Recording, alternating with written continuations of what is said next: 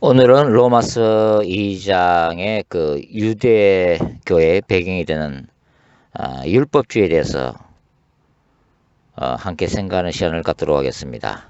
로마서 2장 28절부터 29절 말씀입니다. 대저 표면적 유대인이 유대인이 아니요 표면적 육신의 할례가 아니라 오직 이면적 유대인이 유대인이며 할례는 마음에 할지니 신령에 있고 의문에 있지 아니한 것이라. 그 칭찬이 사람에게서가 아니요 다만 하나님에게서니라. 최근까지 로마서를 이해함에 있어서 칭의론이 상당히 논쟁적인 이슈가 되었던 적이 있다는 것은 누구나 알고 있는 사실입니다. E.P. 샌더스, 제임스 던, 그리고 톰 라이트 등으로 대표되는 소위 말하는 바울 신학에 대한 새 관점 학파, New Perspective on Paul, MPP라고 표현을 하는데요. 이러한 새 관점 학파의 주장에 따르면 오늘날 개신교회는 로마서의 칭의론과 유대교를 잘못 이해하고 있다는 것입니다. 즉 바울이 유대교를 비판한 것은 당시의 유대교가 행위구원론적 율법주의에 빠져 있기 때문에 비판한 것이 아니라는 거죠. 1세기 유대문헌에 의하면 당시의 유대교는 여전히 하나님의 은혜와 언약을 인정하고 있었고, 따라서 그들이 말하는 율법의 행함은 구원 안으로 들어가기 위한 getting in, 구원을 받기 위한 개념이 아니라 구원받은 이스라엘 백성들이 여전히 언약 안에서 하나님의 백성으로 머물기 위한 staying in의 차원이었다고 하는 것이 그들의 주장입니다. 즉 1세기의 유대교의 성격은 언약적 율법주의였다고 하는 거죠. 따라서 세관점 학파는 이런 점에서 로마서를 구원론적 관점이 아니라 교회론적 관점에서 이해되고, 그런 관점에서 율법과 칭의를 이해한다고 주장하죠. 그러나 다른 학자들의 주장에 따르면 1세기 유대교 문헌 전체가 다 이런 그 유대교의 언약적 율법주의를 지지하고 있는 것이 아니라는 것입니다. 일부 학자들은 여전히 유대 문헌 속에서도 행위구원론적 성격이 많이 발견된다고 말을 하죠. 따라서 복음주의 학자들은 대부분 유대교가 원래 구약 성서 안에서 언약적 율법주의의 성격을 가지고 출발한 공동체이지만 1세기에 행위구원론적 종교로 타락했다고 봅니다. 그리고 유대교에 대한 이해를 함에 있어서 신자들은 1세기 유대 문헌에 의존할 것이 아니라 정경인 복음서의 기록에 강조를 두어야 함을 주장하고 있습니다. 즉 유대 문헌은 말 그대로 부차적 세컨더리 소스라고 하는 거죠. 저도 여기에 동의를 합니다.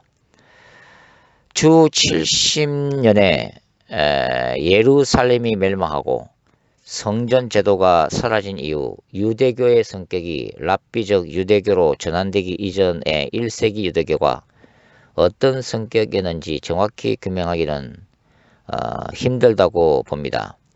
그러나 1세기 유대교 안에서도 다양한 분파들이 이미 존재하고 있었고, 따라서 율법을 이해함에 있어서 이들 종파 간의 상이한 신학적 관점들이 다양하게 존재했다고 보는 것이 논리적이죠.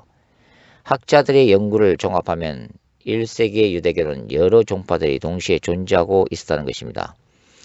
대표적인 종파가 사두개파와 바리새파, 에세네파 또는 쿰난 공동체, 그리고 열심당원들입니다. 사두개인들은 솔로몬 왕의 지지 세력이었던 제사장 사독계열의 후손으로 보여집니다. 그리고 마카비 항쟁 이후에 집권한 하스모니안 왕조 때에 사두개파가 본격적으로 형성된 것으로 알려져 있죠. 이들은 주로 제사장직을 맡아서 수행하던 사람들입니다. 그래서 예루살렘 성전을 중심으로 기득권을 유지하고 있었던 종파였죠. 사두개파는 제사장, 바리새인, 그리고 일부 장로들을 중심으로 형성된 유대교 종교 최고 기관이자 입법기관인 사내드린 공의회에서 실권을 장악하고 있던 무리였습니다. 이 사두개파는 구약 성서 중 오직 모세 오경만을 참된 율법으로 인정했고, 부활과 사후세계, 종말론적 메시아관, 그리고 천사의 존재와 같은 초자연적 실제들을 모두 부인한 철저히 현실주의자들이었습니다. 따라서 예수님은 이들을 향해 너희가 성경도 하나님의 능력도 알지 못하는 거로 오해하였다 라고 지적을 하셨죠. 마태복음 22장 29절 말씀입니다. 사두개인들은 하나님의 계시를 무시하고 인간의 자유의지만을 강조한 자유주의적 정치신학을 소유한 사람들이었다고 볼 수가 있죠. 따라서 그들은 자신들만의 종교 권력과 기득권을 유지하기 위해 로마 정부와도 긴밀한 관계를 형성했던 정치 집단이기도 했습니다. 예수님은 사두개인들의 종교 권력이 집중되었던 예루살렘 성전에 대해 반성전주의를 선포하셨죠.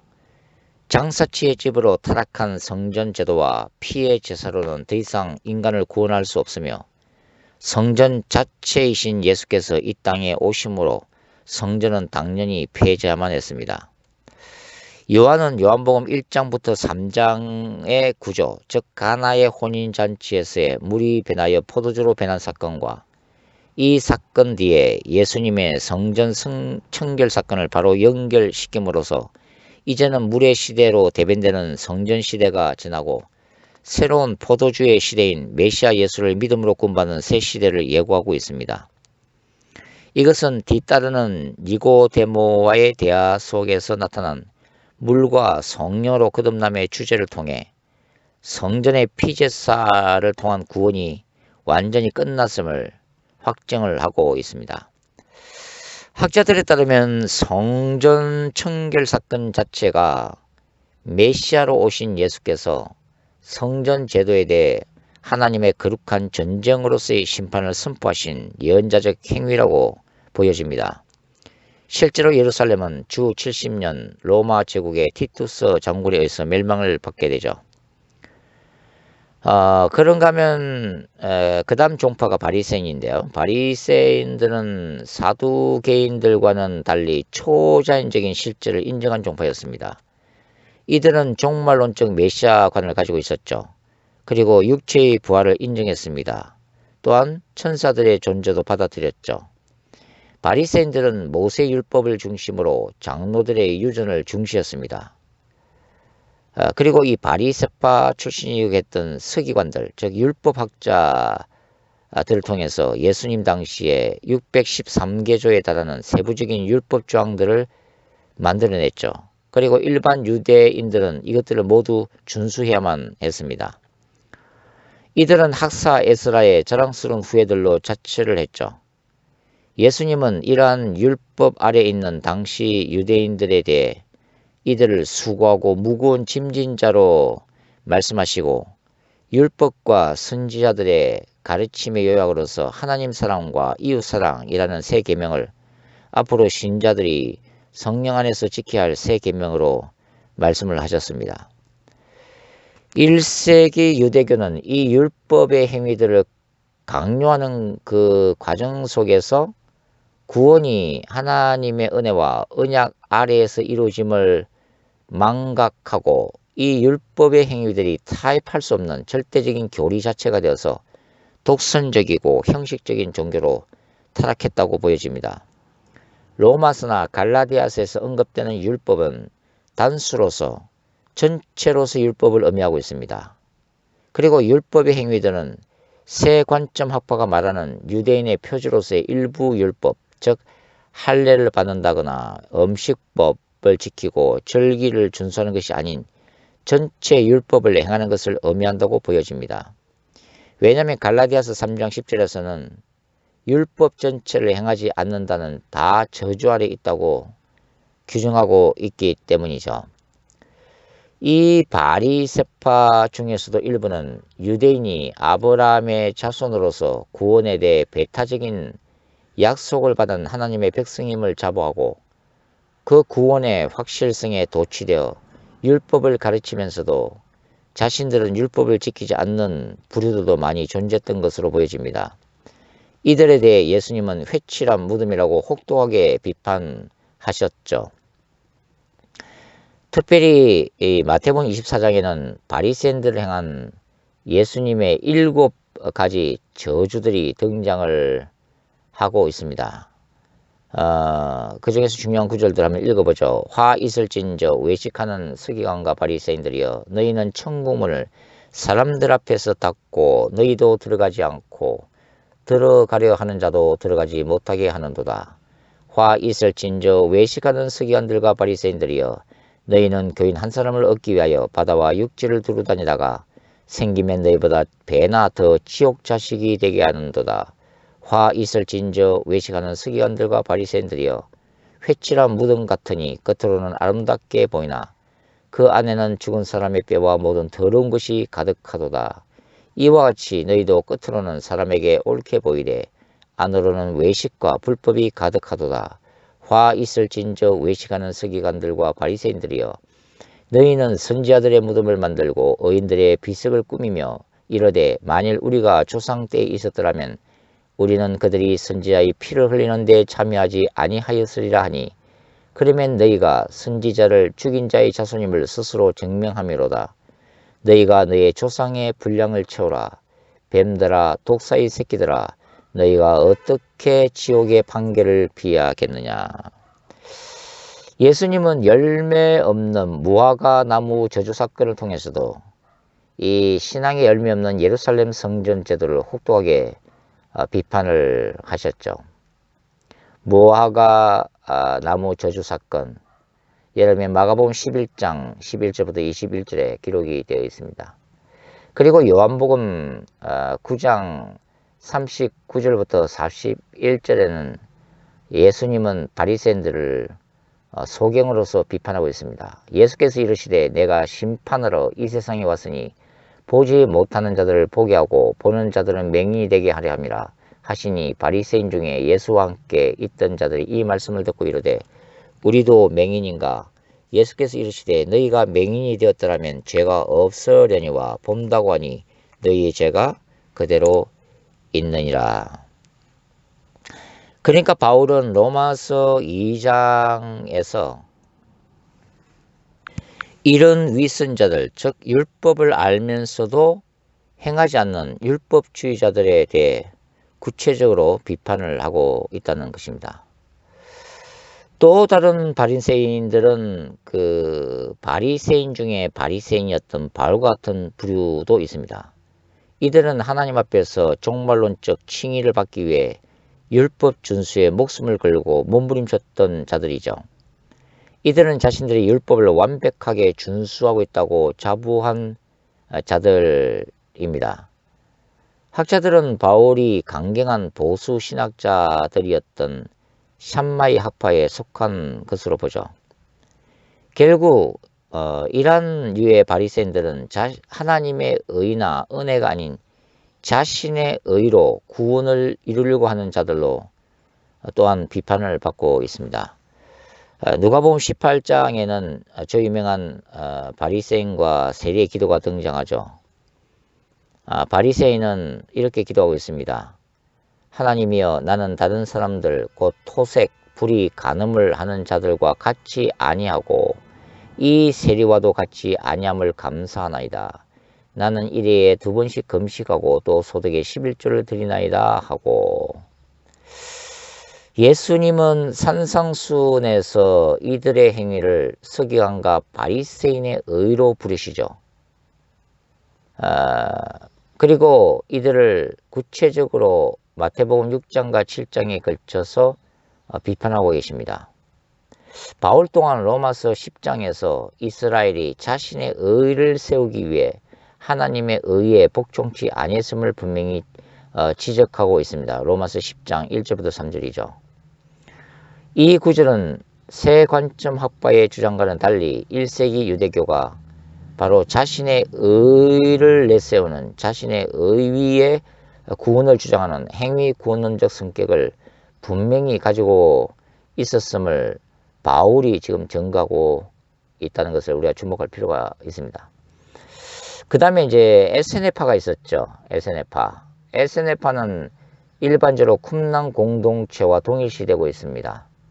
이 공동체는 성전제도 타락을 비판했죠. 그리고 세속을 떠나서 유다 광야로 나갑니다. 그래서 그곳에서 남성만으로 구성되는 종말론적 공동체를 세우고 의회 교사의 지도하에 철저한 율법을 준수를 했습니다. 1947년에 발견된 쿰란 사본을 통해 이들이 종말의 때에 있을 빛의 아들들과 어둠의 아들들 간의 종말론적 거룩한 전쟁에서 승리할 것을 소망하고 있었으며 그 전쟁을 지휘할 제사장적 메시아와 왕적 메시아의 도래를 기대하고 있었음이 밝혀진 바가 있습니다. 유다 광야에서 생활했던 세례 요한이 이 에세네파의 영향을 일부 받은 것으로 추정이 됩니다. 저의 소견으로서는 세례 요한의 이 종말론적 투쟁 사상이 그의 제자였던 사도 요한에게도 전수되어 요한계시록에 나타난 종말론적 거룩한 전쟁 신학의 기초를 이룬 것으로 생각을 하고 있습니다. 그리고 열심당원이 있죠. 열심당원은 그 로마 제국과의 무력 투쟁을 통해 이스라엘의 독립을 이루는 목적을 가지고 있었습니다. 따라서 이들이 기댔던 이스라엘의 메시아는 정치적 메시아로서 로마 제국으로부터의 그 독립과 다윗 왕국의 재건을 성취할 그런 메시아관을 가지고 있었다고 하는 거죠. 예수님을 배신한 가룟 유다가 바로 이 열심당원 출신이라고 추측하는 학자들도 있습니다. 이상과 같이 1세기의 유대교 안에서도 여러 종파와 다양한 신학들이 존재했음을 알 수가 있죠. 따라서 1세기의 유대교는 언약적 율법주의와 행위구원론적 율법주의가 섞여서 함께 공존했다고 생각할 수가 있겠습니다. 바울은 율법 준수와 성전 제사로서 유지되었던 자신이 몸담았던 기존의 유대교에 대해서 다메섹 체험 이후 유대교의 구원론적 한계를 절감하게 되었고 율법의 행위들에 실패한 죄인들은 물론 율법의 철저한 준행으로도 하나님 앞에서 의롭다 하심을 입지 못함을 처절하게 깨닫게 되었습니다. 바울이 말하는 바 율법의 행위들은 할례, 음식법, 절기 준수 같은 일부 율법을 준수하는 것을 의미하는 것이 아닙니다. 이러한 의식법으로는 절대로 죄 자체를 깨달을 수 없기 때문이죠. 바울이 말하는 율법은 말 그대로 모든 도덕법과 의식법을 포함한 율법 전체를 의미한다고 봐야 합니다. 바울에 따르면 죄를 깨닫게 하고 그리스도께로 인도하는 일시적인 기능을 율법이 감당했지만 인간의 연약성 및 죄악된 본성으로 말미암아 율법이 요구하는 바를 다 이룰 수가 없어서 율법의 저주 아래에 이방인들과 유대인들이 떨어진 것입니다. 그래서 그리스도께서 십자가에 죽으시고 부활하심으로 인해서 믿음 안에 있는 이러한 죄인들을 하나님 앞에서 의롭다 하심을 얻을 수 있다고 지금 강조하고 있는 것입니다. 1세기 유대교와 율법 위에서 유대문헌 연구 자체도 소중한 일이지만 신자들은 그 무엇보다도 구약 성경과 신약 성경 그 자체에 주목해야 합니다. 우리는 성경이 무엇을 말씀하는가에 더 집중해야 하고 성경 본문의 문맥과 메시지에 기초해서 복음의 본질을 추구해야 한다는 것입니다.